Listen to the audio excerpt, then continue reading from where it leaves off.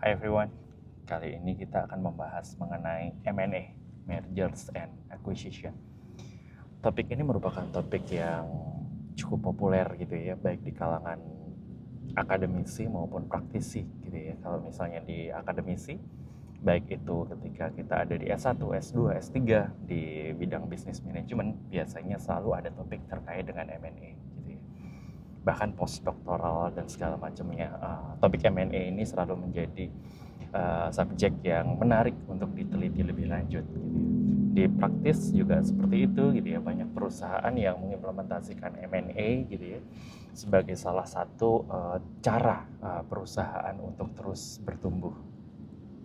Nah ini sangat menarik gitu ya, belum banyak yang paham gitu ya atau menguasai apa sebenarnya M&A, bagaimana melakukannya dengan baik sehingga meningkatkan success rate dari aktivitas tersebut gitu ya. Jadi sebenarnya M&A itu merupakan salah satu cabang dari business development gitu ya. Kalau kita lihat business development itu biasanya path-nya ada dua gitu ya. Yang satu adalah organic growth gitu ya, dan yang kedua adalah inorganic growth. Kalau di organic growth gitu ya, biasanya perusahaan itu mengambil cara untuk mendayagunakan resources yang mereka miliki untuk tumbuh gitu ya. Contohnya dia memanfaatkan aset yang sudah dia punya, memanfaatkan SDM yang sudah dia punya, memanfaatkan sumber daya lainnya yang sudah dia kuasai gitu ya untuk membangun produk baru, layanan baru, membuka toko atau cabang baru dan segala macamnya. Itu adalah organic growth. Nah, kalau inorganic growth biasanya perusahaan itu mendayagunakan aset atau resources yang di luar perusahaan gitu ya. Dia beli company, dia berpartner dan segala macamnya gitu ya.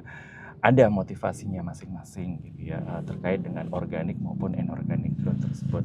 M&A ini merupakan subset dari inorganic growth.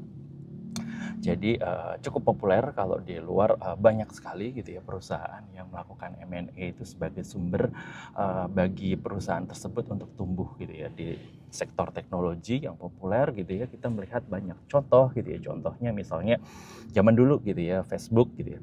Facebook itu kan berdiri ketika kita masih menggunakan web browser gitu ya untuk mengakses internet gitu ya. Pada waktu itu Facebook cukup populer gitu ya. Tapi dalam perkembangannya pendiri Facebook gitu ya, Mark Zuckerberg pada waktu itu melihat bahwa pengguna itu mulai shifting gitu ya dalam memanfaatkan internet gitu ya, atau dalam bersosial media gitu ya. Awalnya mereka menggunakan web browser gitu ya, tapi mulai banyak shifting ke mobile pada waktu itu seiring dengan lahirnya beberapa smartphone. Pada waktu itu muncullah Instagram gitu ya, yang awalnya hanya merupakan layanan untuk berbagi gambar terkait dengan fotografi gitu ya. Pendiri Facebook gitu ya melihat itu sebagai suatu peluang gitu ya, bahwa ini bisnis masa depan nih gitu ya. Pada waktu itu makanya si Facebook mengakuisisi Instagram gitu ya. Sekarang kita lihat gitu ya bagaimana justru Instagram ini lebih banyak, lebih masif digunakan oleh pengguna sosial media gitu ya. Dengan diintegrasinya Instagram ke dalam Facebook, bisnisnya dari Facebook di bawah Meta saat ini bisa berkembang gitu ya, dengan adanya Facebook, Instagram, kemudian ada Metaverse dan lain-lain, sehingga bisnisnya menjadi lebih sustainable saat ini. Contoh yang lainnya misalnya di teknologi sama gitu ya, Google misalnya. Awalnya dia kan kita mengakses Google itu karena ingin mencari web gitu ya, berbasis teks dan segala macamnya. Google merupakan yang terbaik sebagai mesin pencari gitu ya. Tapi pada waktu itu Google melihat peluang dengan adanya YouTube gitu ya, di mana video-video itu secara amatir banyak dibikin kemudian diupload di suatu platform. Nah saat ini YouTube juga sangat populer gitu ya digunakan. Jadi langkah yang dilakukan oleh Google dengan mengakuisisi YouTube tersebut terbukti gitu ya, bisa menjadi salah satu driver dari pertumbuhan usahanya, sehingga sekarang Alphabet menjadi cukup besar gitu ya. Contoh yang lain misalnya di luar teknologi gitu ya, kita melihat adanya Danaher Corporation gitu ya. Itu merupakan suatu perusahaan yang tumbuhnya dari M&A gitu ya. Jadi tidak seperti Google, Facebook dan segala macamnya yang mereka memiliki basic produk atau services gitu ya. Kalau Danaher ini dia benar-benar tumbuh dari M&A gitu ya. Dia pertama kali merupakan suatu perusahaan yang kecil gitu ya, tapi dia pada waktu itu mencari gitu ya, screening perusahaan yang memiliki bisnis yang stable. Di tahap awalnya dia mencari perusahaan seperti itu, bisnis yang stable, cash cow gitu ya.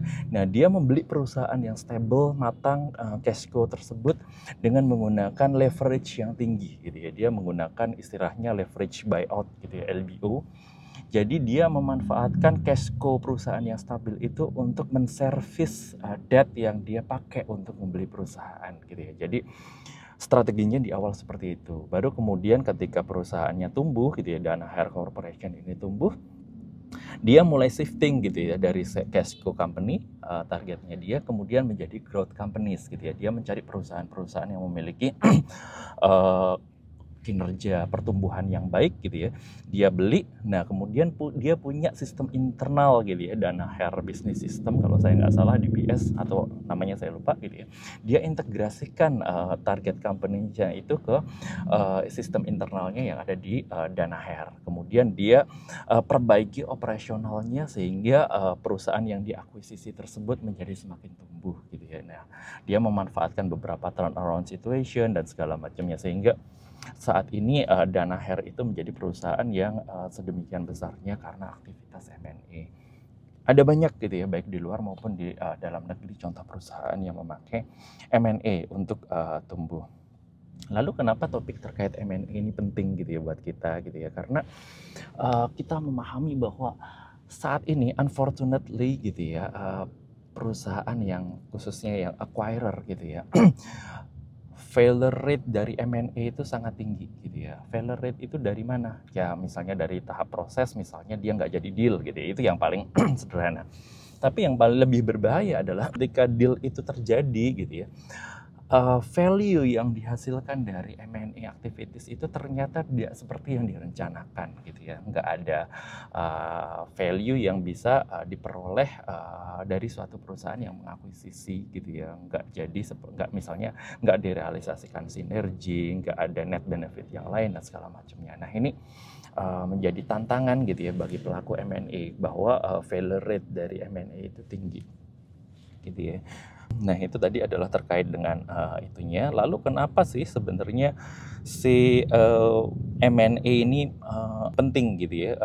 Kenapa perusahaan-perusahaan itu melakukan M&A? Tadi ada beberapa contohnya gitu ya, Danaher, Facebook, YouTube dan segala macamnya. Yang pertama tentu mereka ingin berkembang gitu ya. M&A itu menjadi salah satu metode untuk tumbuh di tengah keterbatasan organic growth gitu ya. Karena pada suatu titik gitu ya, perusahaan bisa dia tumbuh secara organik gitu ya, tapi pada suatu titik internal resource-nya itu mungkin akan tidak bisa memenuhi aspirasi pertumbuhan usaha yang telah ditetapkan. Makanya mereka shifting ke M&A. Nah, M&A itu merupakan salah satu cara yang cepat gitu ya, praktis untuk boosting revenue maupun profit growth dari perusahaan. Itu yang paling sederhana gitu ya. Mereka M&A digunakan sebagai sarana untuk tumbuh. Nah, yang kedua, tentu M&A ini bisa dipakai gitu ya sebagai salah satu cara diversifikasi perusahaan gitu ya. Misalnya perusahaan sudah punya bisnis tertentu gitu ya, misalnya perusahaan apa ya, let's say shipping company gitu ya, dia sudah punya bisnis shipping, dia ingin masuk ke bisnis terminal, dia ingin masuk ke bisnis marine services dan segala macamnya. Dia bisa memanfaatkan M&A untuk mendiversify lini bisnis utamanya yang dia punya gitu ya. Dia bisa memasuki bisnis baru, dia bisa manage risiko gitu ya. Misalnya perusahaan saat ini sudah punya bisnis yang stabil gitu ya, dia ingin mendapatkan exposure ke bisnis yang lebih menawarkan high return gitu ya. Dia bisa masuk ke M&A gitu ya untuk mengakuisisi bisnis yang mungkin menawarkan return lebih tinggi tapi juga memiliki risk profile yang lebih tinggi. Nah itu sebagai diversifikasi seperti itu bisa dengan M&A. Kemudian apalagi contohnya motivasinya. Misalnya dia ingin memanfaatkan M&A itu untuk market expansion gitu ya. Perusahaan saat ini misalnya dia sudah punya customer base yang kuat gitu ya di suatu wilayah geografis, let's say di Indonesia gitu ya. Dia ingin ekspansi ke luar negeri, let's say ke Asia Tenggara, Asia Timur, atau ke Eropa, atau bahkan ke US, Middle East gitu ya. Dia bisa memanfaatkan M&A gitu ya. Dia mengakuisisi perusahaan yang sudah punya footprint di situ gitu ya, memiliki customer base di situ, sehingga akan lebih less risky gitu ya ketika perusahaan itu akan ekspansi ke geografik yang baru. Dia bisa memanfaatkan M&A karena dia tahu know-how dari region yang ada di situ. Nah kemudian, umumnya nih perusahaan bisa didrive oleh motivasi adanya sinergi gitu ya, sinergi. Jadi perusahaan itu melakukan M&A gitu ya karena dia ingin merealisasikan sinergi. Sinerginya tipenya ada macam-macam gitu ya, misalnya revenue sinergi. Kita punya perusahaan yang memiliki keunggulan kompetitif misalnya untuk memproduksi barang yang bagus gitu ya.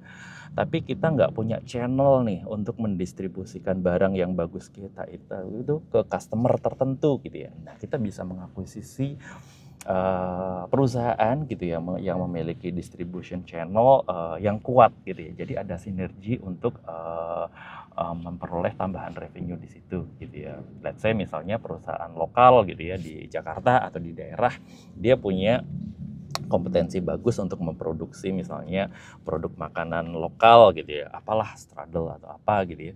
Nah tapi dia nggak punya kompetensi untuk memasarkan produknya itu misalnya let's say dengan menggunakan online platform gitu ya.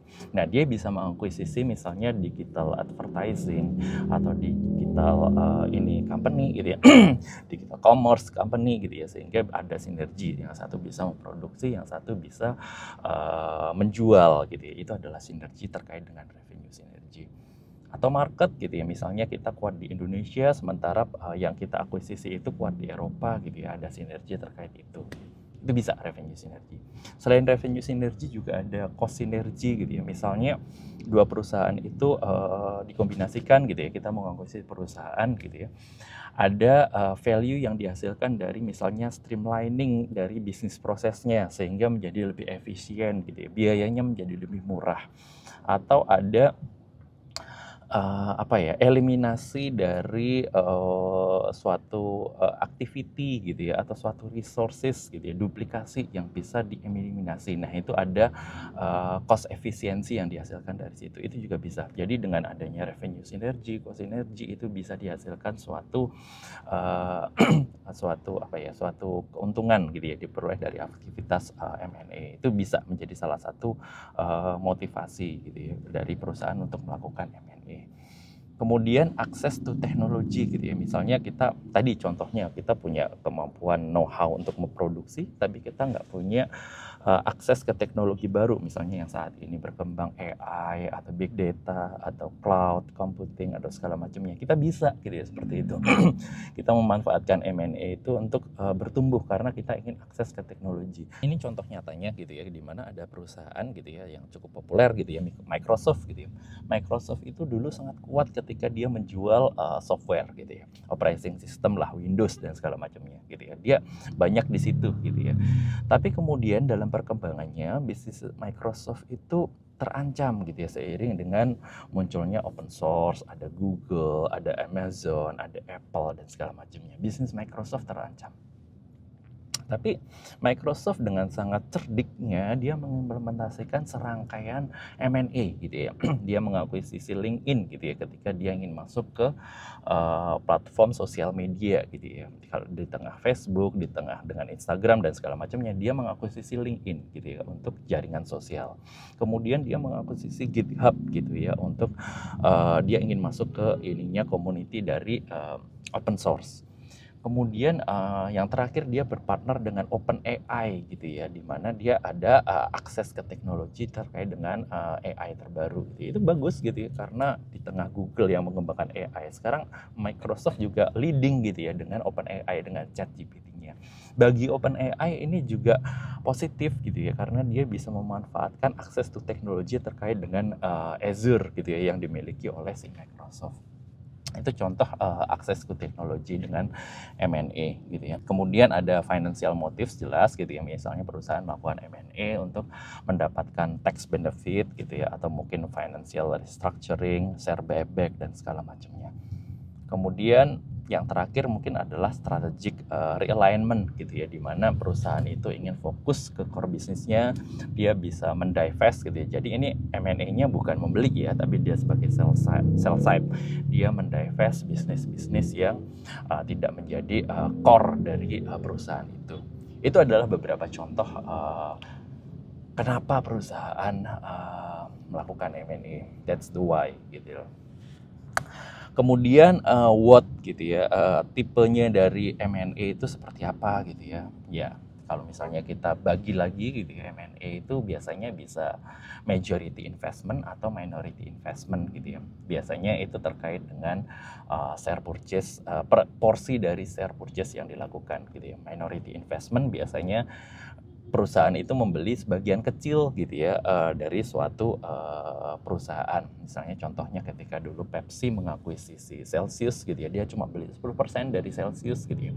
Tapi Pepsi itu sudah bisa mencitrakan dirinya sebagai perusahaan yang peduli terhadap kesehatan gitu ya. Karena Celsius itu kan healthy energy drink gitu ya. Dengan mengakuisisi itu persepsinya orang, oh iya, berarti Pepsi sudah lebih peduli terhadap kesehatan gitu ya. Karena awalnya kan Pepsi sebagai perusahaan yang memproduksi soft drink gitu ya, dia dikecam gitu ya karena berkontribusi terhadap penyakit-penyakit seperti obesity, diabetes dan segala macamnya. Nah, dengan mengakuisisi itu citranya dia berkembang gitu ya. Kemudian bagi Celsius juga bagus gitu ya, karena dia bisa memanfaatkan channel distribusinya Pepsi itu yang kuat gitu ya. Dia bisa memanfaatkan Pepsi di toko-toko, di store dan segala macamnya. Dua-duanya ada benefitnya gitu. Itu yang pertama. Kemudian dengan melakukan minority investment itu apa gitu ya, ya biasanya perusahaan bisa mendapatkan metode untuk belajar hal baru gitu ya. Misalnya kita cukup investasi 10-20%, tapi kita punya akses untuk mempelajari sistem yang ada di perusahaan tersebut gitu ya. Biasanya itu menjadi prelude gitu ya dari suatu perusahaan untuk sebelum dia melakukan full acquisition gitu ya, atau sebelum perusahaan itu full ingin masuk ke suatu bisnis lain tertentu gitu ya. Jadi dia masuk dulu 10-20% untuk belajar hal baru gitu ya. Misalnya suatu perusahaan logistik gitu ya, atau transportation gitu ya, yang awalnya dia bergerak di bidang misalnya pelayaran gitu ya, dia ingin masuk ke bisnis baru misalnya floating production storage offloading gitu ya, FPSO. Dia bisa belajar baru dengan minority investment 10-20%, dia mengakuisisi perusahaan FPSO untuk belajar, misalnya seperti itu. Jenisnya sendiri kalau misalnya dengan M&A itu yang diakuisisi gitu ya, itu ada vertical gitu ya. Vertical itu dia bisa mengakuisisi misalnya perusahaan yang bergerak di bidang yang menjadi supply dia gitu ya, supplier, atau dia bisa mengakuisisi perusahaan yang di value chain-nya itu setelahnya gitu ya, misalnya sebagai distribution channel dia. Itu vertical acquisition gitu ya. Atau dia bisa horizontal acquisition, bisa mengakuisisi perusahaan yang bisnisnya kurang lebih sama atau serupa dengan bisnis yang dia lakukan sekarang gitu ya. Itu tadi tipe-tipenya. Nah, kemudian bagaimana sih suatu perusahaan itu bisa create value through M&A gitu ya. Ini menarik gitu ya. Ada beberapa cara gitu ya perusahaan untuk bisa create value bagi shareholders-nya dia melalui M&A. Pertama tentu melalui leverage gitu ya. Perusahaan itu bisa menggunakan leverage untuk mengakuisisi. Let's say kita beli perusahaan yang senilai 100 juta dolar gitu ya. Awalnya perusahaan itu memiliki equity 20 juta dolar dan 80 juta dolarnya adalah debt gitu ya. Nah, dia beli perusahaan tersebut gitu ya, let's say 3 tahun sampai 5 tahun, kemudian dia exit gitu ya. Nah, ketika dia exit gitu ya, dia itu bisa meningkatkan porsi equity-nya yang awalnya 20 itu menjadi 80 gitu ya. Tapi debt-nya itu bisa dia kurangi yang awalnya 80 menjadi 20. Value dari perusahaannya sama-sama 100 juta dolar gitu ya, nggak berubah, nggak naik, nggak turun. Tapi equity dia gitu itu bisa meningkat dari 20 ke 80, sementara debt-nya turun dari 80 ke 20. Karena apa? Karena dia memiliki cash flow yang kuat, yang stabil untuk menservis debt yang dia miliki. Itu seperti Danaher gitu ya. Dia membeli perusahaan yang memiliki cash flow yang kuat untuk menservis debt yang ada di sana. Jadi akuisisi yang dibiayai dengan debt itu LBO gitu ya, itu bisa ditalangi dengan cash flow yang kuat. Nah ini perusahaannya sendiri value-nya nggak berubah, tapi porsi equity dari si acquirer itu bisa meningkat 4 kali lipat. Itu bisa create value ke shareholder dia. Yang pertama dengan leverage gitu ya. Atau yang kedua dia dengan masuk gitu ya, dengan memperbaiki aspek operasionalnya gitu ya. Itu adalah fase kedua dari Danaher gitu ya. Dia improve operational sistemnya yang ada di perusahaan tersebut dengan Danaher business system yang dia miliki gitu ya. Contohnya misalnya perusahaan itu dia beli dengan multiple EV to EBITDA multiple-nya misalnya 10 kali gitu ya. Perusahaan memiliki EBITDA 50 gitu ya. Jadi dia beli dengan harga 500 juta dolar gitu ya. Nah, ketika perusahaan itu sudah diakuisisi, dia bisa mengimprove nih sehingga EBITDA-nya naik dari 50 juta dolar itu let's say menjadi 75 juta dolar dengan serangkaian operational improvement. Ketika keluar, multiple-nya sama 10 kali gitu ya, tapi value-nya perusahaan naik dari yang awalnya 500 juta dolar menjadi 750 juta dolar gitu ya. Ini dia bisa create value dari situ gitu ya, dari operational improvement. Nah, yang ketiga, dia bisa create value melalui improvement dari sisi multiple gitu ya. Dengan menggunakan contoh yang sama tadi misalnya EV to EBITDA multiple-nya misalnya 10 kali. EBITDA perusahaan 50 juta dolar gitu ya. Dia beli seharga 500 juta dolar ya, 10 kali 50. Tapi dia exit gitu ya ketika multiple-nya itu naik menjadi let's say 15 kali gitu ya. Jadi sekarang dia exitnya juga 750 juta dolar, tapi EBITDA-nya sama, nggak meningkat, tapi multiple-nya dia naik gitu ya. Misalnya dia melakukan serangkaian upaya untuk memperbaiki citra dari perusahaan gitu ya, atau mungkin dia beli buy low sell high ketika environment-nya dia sedang favor ke bisnis itu gitu ya. Jadi ada 3 cara itu untuk create value dari M&A. Satu dengan memanfaatkan leverage seperti Danaher di awal-awal gitu ya dengan LBO-nya. Kemudian dia bisa memperbaiki operasionalnya dia dengan meningkatkan EBITDA contohnya tadi, atau yang ketiga dia dengan meningkatkan multiple dari perusahaan tersebut, atau kombinasi ketiganya gitu ya. Dia bisa leverage-nya di-improve gitu ya, kemudian operasionalnya di-improve, multiple-nya juga di-improve. Kalau seperti itu bisa luar biasa. Nah, itulah biasanya PE atau perusahaan-perusahaan yang lain, mereka bermain di 3 cara itu untuk create value through M&A gitu ya. Nah, kemudian logiknya gitu ya, ketika orang ingin membeli suatu perusahaan, biasanya ada 3 logik utama kenapa perusahaan itu meng-acquire suatu perusahaan through M&A gitu ya. Yang pertama tentu adalah investor logic gitu ya. Saya beli perusahaan itu kenapa? Satu, saya percaya bahwa perusahaan ini saat ini undervalue gitu ya. Dia perusahaannya murah, jadi dia ingin beli saat low gitu ya. Kemudian dia ingin jual kembali 3-5 tahun kemudian saat high gitu ya, buy low sell high. Ya tentu dia perusahaan seperti itu membeli karena dia punya keyakinan tertentu gitu ya bahwa perusahaannya ini mungkin bisa diperbaiki ketika nanti marketnya sedang bagus gitu ya, buy low sell high, atau dia bisa membeli distress asset atau distress bisnis dan segala macamnya. Ini adalah investor logic gitu ya, buy low sell high. Nah, yang kedua adalah business logic gitu ya. Dia bisa membeli dengan harapan dia bisa mengimprove kondisi dari perusahaan tersebut gitu ya. Ada banyak contohnya gitu ya, kalau seperti misalnya kalau di dalam ada Saratoga, kalau di luar ada cukup banyak ya, seperti contohnya Danaher tadi. Dia beli perusahaan yang mungkin kondisinya sedang kurang bagus, tapi dia bisa men-turn around situasinya sehingga dia bisa ketika dia exit nanti kondisinya jauh lebih baik gitu ya. Itu adalah business logic. Nah, yang ketiga ada financing logic gitu ya. Dia beli gitu ya perusahaan dengan harapan dia bisa mengubah gitu ya financing atau financial structure atau capital structure dari perusahaan tersebut. Misalnya dia tingkatkan leverage-nya atau justru dia turunkan leverage-nya gitu ya. Kemudian dia bisa refinance yang ada di situ dengan misalnya suku bunga yang lebih rendah, yang lebih baik gitu ya, sehingga dia bisa improve, atau dia bisa mengimprove tax rate-nya dia dengan mengubah domisili dari perusahaannya dan segala macamnya. Itu adalah financing logic. Jadi logiknya kita bisa pakai investor logic, buy low sell high gitu ya, atau pakai business logic dengan harapan kita ingin mengubah situasi dari perusahaannya menjadi lebih baik, atau financing logic kita ubah capital structure-nya dan segala macamnya gitu, financing rate dan segala macamnya sehingga lebih baik. Kombinasi ketiganya juga bisa gitu ya. Nah, itu butuh skill to master gitu ya untuk melakukan M&A dengan beberapa logic tersebut. Oke, itu tadi logiknya. Kemudian kita berbicara proses gitu ya. M&A is very complex gitu ya. Kita biasanya dimulai dengan merumuskan formulate M&A strategi gitu ya. M&A seperti apa sih yang align dengan strategi perusahaan gitu ya. Kita ingin memakai M&A untuk apa? Apakah untuk growth? Apakah kita ingin memakai untuk acquire new kompetensi atau expertise gitu ya?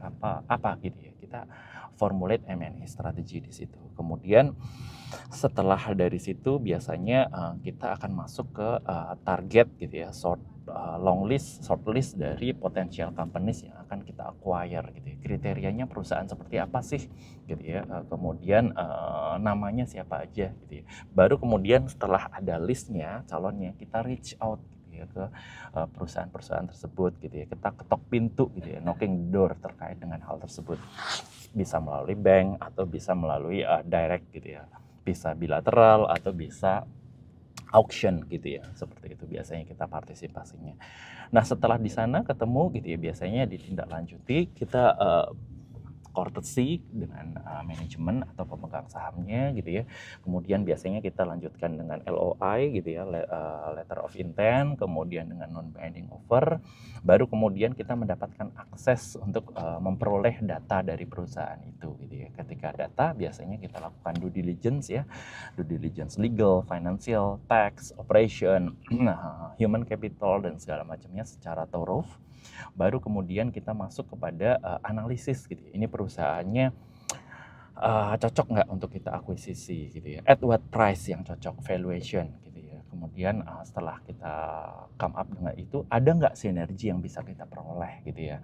Kalau misalnya memang sinerginya ada, kita mau beli di harga berapa, dengan terms seperti apa, yang dilanjutkan dengan negosiasi ya, negosiasi baik itu komersial terkait dengan harga, atau negosiasi terkait dengan porsi kepemilikan, misalnya kita ingin masuk majority atau minority, berapa persen kita ingin masuk. Kemudian kita masuk dengan governance composition-nya gitu ya. Kalau kita masuk, kita mau menempatkan berapa orang di board di situ gitu ya. Dengan term seperti apa gitu ya, reserve matter-nya seperti apa, decision apa yang perlu say dari kita, yang cukup di mereka dan segala macamnya. Sangat kompleks rangkaian dari M&A gitu ya. Baru kemudian ketika deal biasanya kita execute shareholder agreement, sell purchase agreement, kemudian share subscription agreement dan segala macamnya gitu ya. Baru kemudian ada condition precedent completion dan segala macam. Rangkaiannya sangat kompleks. 3-6 bulan ya typical prosesnya, tapi ada juga yang takes bahkan years gitu ya, karena kompleksnya proses dari M&A itu. Nah, kemudian yang perlu diketahui gitu ya, bahwa sering orang yang salah gitu ya, itu adalah membedakan good or bad company dengan good or bad investment gitu ya, M&A investment. Biasanya orang kepikiran gitu ya, bahwa M&A yang bagus itu adalah M&A yang mengakuisisi perusahaan yang bagus gitu ya. Sering mixnya di situ gitu ya, bahwa M&A yang bagus itu adalah mengakuisisi perusahaan yang bagus. Oke, perusahaannya bagus gitu ya, financial positionnya bagus, operationnya bagus gitu ya, manajemen timnya bagus, produknya bagus, jasanya bagus gitu ya. Itu adalah good company versus bad company. Tapi kalau good company tersebut di-acquire, dibeli dengan harga yang tidak pas gitu ya, dia overprice gitu ya, ujung-ujungnya kita nggak bisa mendapatkan value ke perusahaan kita gitu ya. The M&A transaction do not create any value gitu ya. Nah itu adalah oke, kita mengakuisisi perusahaan bagus, tapi itu bad investment gitu ya, karena nggak create value gitu ya. Yang bagus, M&A yang bagus itu adalah yang bisa create value kepada shareholders gitu ya. Kita boleh mengakuisisi perusahaan yang mungkin nggak terlalu bagus gitu ya. Kita beli perusahaan yang mungkin distress bisnis, distress aset, atau perusahaan yang not running well gitu ya, memiliki manajemen tim yang kurang bagus, it's fine gitu ya, selama kita bisa improve condition dari target company itu setelah kita masuk, and at the end kita bisa create value buat perusahaan kita.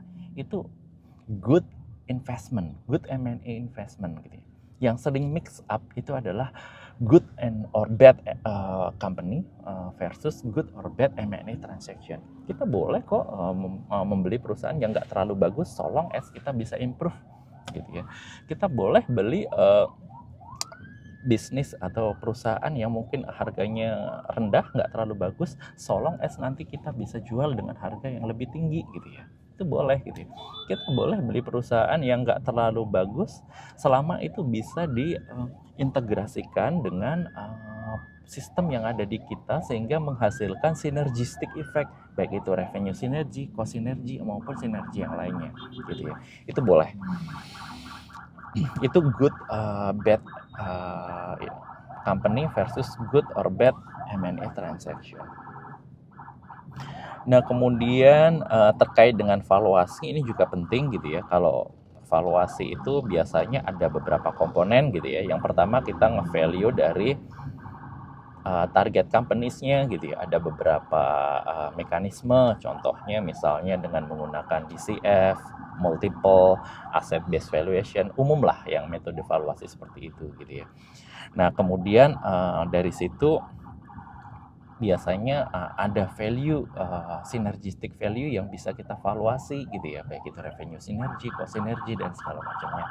Yang paling utama adalah harga yang dibayarkan, price paid kita itu terdiri dari target value-nya tadi ditambah dengan synergistic effect dikurangi dengan value yang akan kita deliver ke shareholder gitu ya. Nah itu adalah price paid kita gitu ya.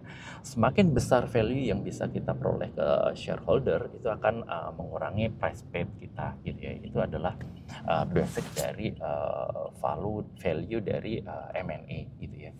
Ini biasanya salah, yang sering misleadingnya adalah kita membeli misalnya senilai value dari company ditambah dengan synergistic effect gitu ya, tanpa mempertimbangkan target value yang akan kita deliver ke shareholder kita. Nah kalau seperti itu biasanya M&A itu menjadi overpriced gitu ya. Itulah yang kita hindari gitu ya. Jadi kita pastikan bahwa price paid itu sudah mengakomodasi, sudah factor in value yang akan kita deliver ke shareholder.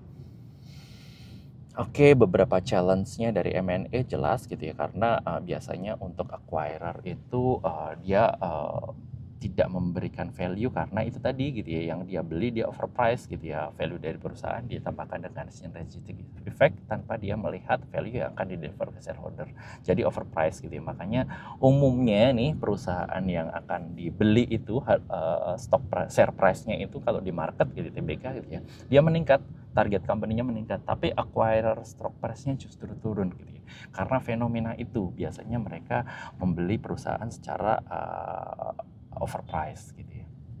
Kemudian challenge yang kedua, susah untuk membridge gap antara acquirer dengan target gitu ya, terkait dengan value gitu ya. Penjual ingin 100, pembeli ingin 50 gitu ya, nggak ketemu gitu ya. Sudah diskusi serangkaian, sudah bukaan workbook dan segala macamnya, nggak ketemu gitu ya, ada gap. Nah ini biasanya ada mekanisme to bridge the gap gitu ya, misalnya dengan earn out atau dengan keterbukaan terkait dengan sinergi yang bisa diperoleh dua company dan segala macamnya. Itu cara untuk bridge the gap. itu gitu ya, terkait dengan ini.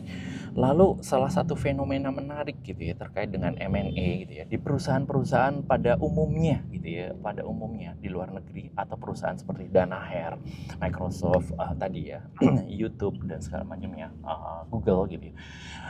Usually those companies allocate their best people, their brightest people to handle the M&A transaction gitu ya. Itu adalah fenomena yang sering terjadi gitu ya. Perusahaan-perusahaan yang umum menggunakan M&A untuk tumbuh, they do allocate their brightest people to handle the M&A. Kenapa? Karena memang M&A itu kompleks gitu ya. Dia butuh pengetahuan finansial, dia butuh pengetahuan legal, dia butuh pengetahuan terkait operation gitu ya. They do need negotiation skills gitu. They do need presentation skills gitu. Orang-orang terbaik di suatu organisasi biasanya dimasukkan ke situ. Makanya sering ada gitu ya bahwa M&A itu yang ada di situ adalah A-team gitu ya. Itulah karena memang dia memiliki impact yang besar sekali untuk perusahaan, untuk kemajuan perusahaan ke depan gitu ya. Makanya best companies, they do allocate their best employees to handle the M&A transaction gitu ya. Overall, that's all about M&A. Sudah cukup komprehensif sepertinya. This is all you need to know about M&A gitu ya. Kalau misalnya nanti butuh yang lebih detail gitu ya, misalnya kita ingin memperdalam terkait dengan valuasi dari M&A, ada beberapa buku lain gitu ya terkait dengan strategi M&A, ada yang lainnya gitu ya. Kalau kita ingin handle detail transaction gitu ya, terms yang ada di M&A, ada buku yang lainnya gitu ya, seperti misalnya M&A from A to Z dari Lajok, kemudian Lajok itu The Art of M&A ya, kemudian ada M&A from A to Z. Kalau misalnya ada terkait dengan valuasi, misalnya ada M&A valuation, kemudian ada the dark side of valuation dari Damodaran dan segala macamnya. Cukup banyak further readings yang bisa kita perkaya untuk mendalami M&A. Overall, this is very important topics gitu ya, baik itu di akademik maupun praktis. Hopefully it brings the benefits to all of you. Bye-bye.